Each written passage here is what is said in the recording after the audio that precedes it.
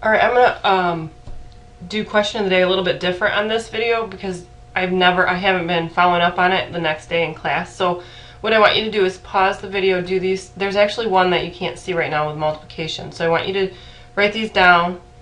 Then I'm going to go over the correct answer. You can check it, and then I'll scroll it down so you can see the other problem. Okay, so go ahead and pause it, and then I want you to check and make sure you got it right. You can use the horizontal or vertical method, that's fine. I'm going to use the horizontal method, and I like to put the coefficient of 1 in front, then basically add up wherever it needs to be added up, and then these are now no longer there because everything's added. So you can add in any order you want. That's why you can drop those. So I'm going to add my 6x squared and 1x and get 7x squared. And I'm going to add 4x and negative 2x and get 2x. And then I'm going to add the negative 1 and 2 and get 1. So we have this trinomial. Leading coefficient is 7 and it is a degree 2. Down here I need to add up, and now I'm going to ignore these because everything is added. I would like to put a 1 in front of that, and then I'm going to add the squares, and I'll get 4x squared, and I want to add the x's, and I'll get negative 5x, and then I want to add the 2 and the 4, or sorry, the 4 and the negative 2, so I'll get 2. So I get an answer that is a trinomial also. Leading coefficient is 4, degree is 2. And then down here, go ahead and pause if you need to copy those down. But multiplying is different, and when we sometimes put multiplying and adding together on the same homework assignment or like the question of the day, sometimes we get confused. So I want to make sure that we can do it at the same time, so that we can go back and forth. On this one, I'm going to go ahead and put those marks, and on this one, I'm going to put that coefficient. And multiplying, I'm going to distribute. This first term, I'm going to go 1 times 7, which is 7, and then x to the first times x to the second, which is x to the third, plus 1x to the first times 4, which is going to be 4x. You can't add any like terms, so that is the way you leave it. Here we talked about the FOIL method. You also did the box method on your homework. It really is up to you, but I think FOIL is going to be what you're going to use mostly in Algebra 2. So you're going to go first, which would be 2a squared. It's 1 times 2, which is 2, and a times a, which is a squared. Outside, which is going to be the outside ones, would be 1a times a, 1, so that would be 1a, plus inside, which is going to be the inside, whoop, right there, 6a, 3 times 2 is 6, and then a is just right next to it. And then the last one is, the last terms are the 3 and the 1. If you can kind of see, we're taking this and we're distributing it to both of those, boom and boom, whoop and whoop, and then we're taking the second term and we're distributing it whoop and whoop. So we have 3 times 1, which is 3. And usually the middle terms will add together, but you just need to look for like terms. If any of them have the same variable to the same power, you can add them together. So you're going to get 2a squared plus 7a plus 3. You have a trinomial. Leading coefficient is 2, and the degree is 2. Okay? Now let's get into the lesson. The lesson today is going to be talking about special products of polynomials. So there's really a couple ways to look at these things. So the first way I want to show you is a visual. I want to show you this little picture. So we have a plus b times a plus b. This is kind of what our problem is.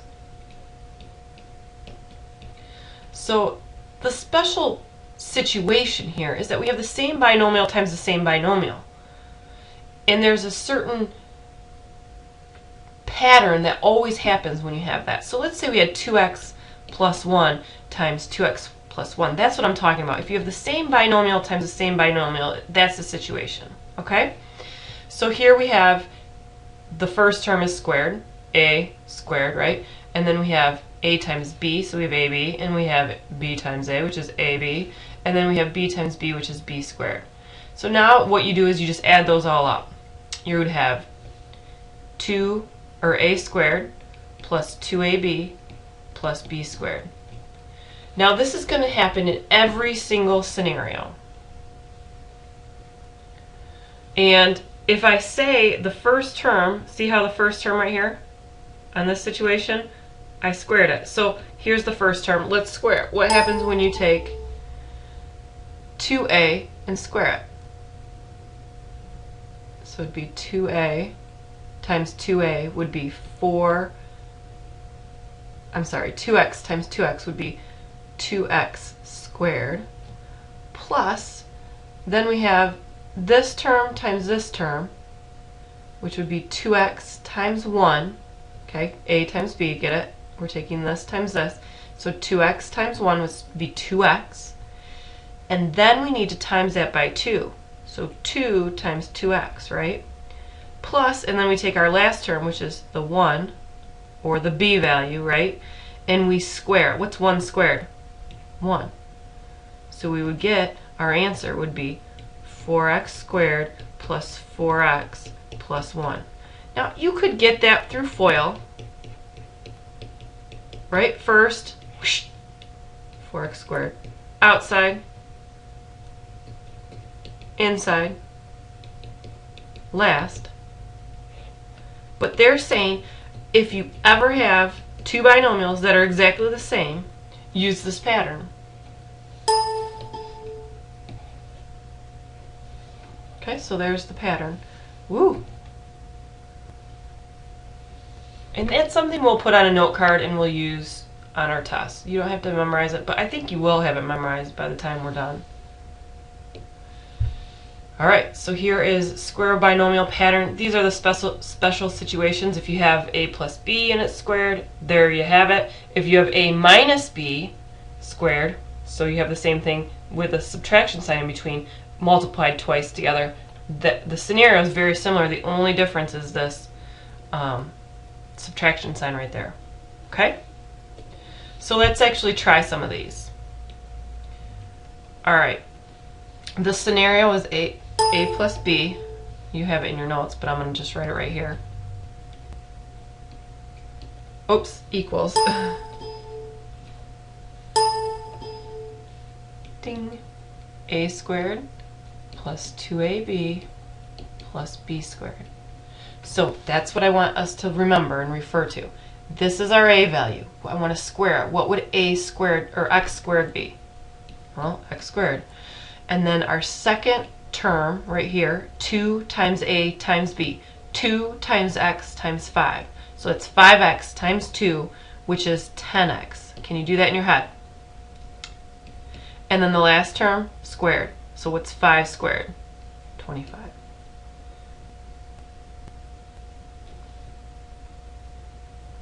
Now we have a minus b squared, right? So that is a squared minus 2ab plus b squared. So here's the scenario. We take our a term, which is 2x, square it. 2x times 2x is 4x squared. Minus, what's 2 times 2x times 3? Okay, that would be 6x times 2 would be 12x. Plus, what's b? Our b value is 3 squared, 9. I ignore that negative sign and I just use the numbers because this tells me what my setup will be. I'll have a negative sign and I'll have a plus sign. So there's my answer to that.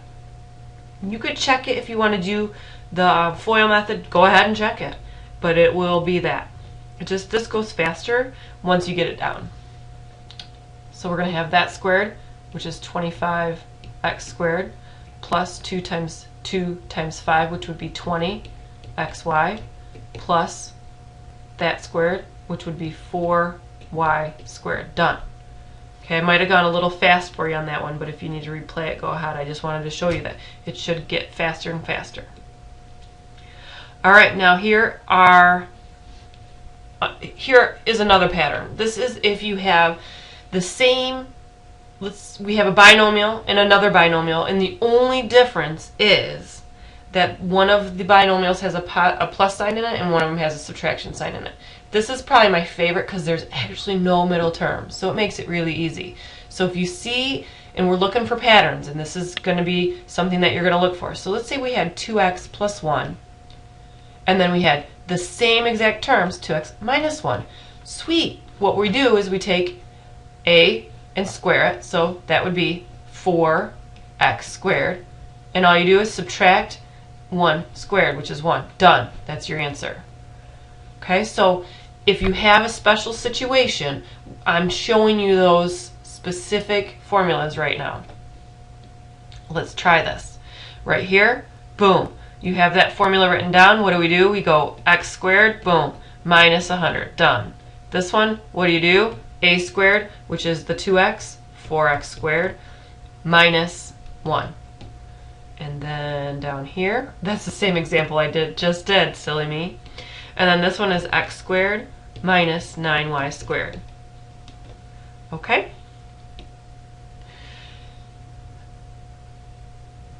One of the things that we are learning is a lot of the algebra stuff is with letters and things like that. But now, if we have an actual math problem that we have and we want to solve it in a easier way, we can use the tools that we're learning and that we're adding to our knowledge with and take it and be able to do things a little bit more productively, maybe even without a calculator. Because 26 times 34, not going to do it without a calculator unless I use a special method. So here we have it. If you can think of, this is 4 away from 30 and this is 4 above 30. Okay? So it's got a number right smack dab in between it that's going to be pretty easy for us to do mental math with. So we're going to rewrite that as 30, or in our head, 30 minus 4 and 30 plus 4. So then really what's 30 squared is 900.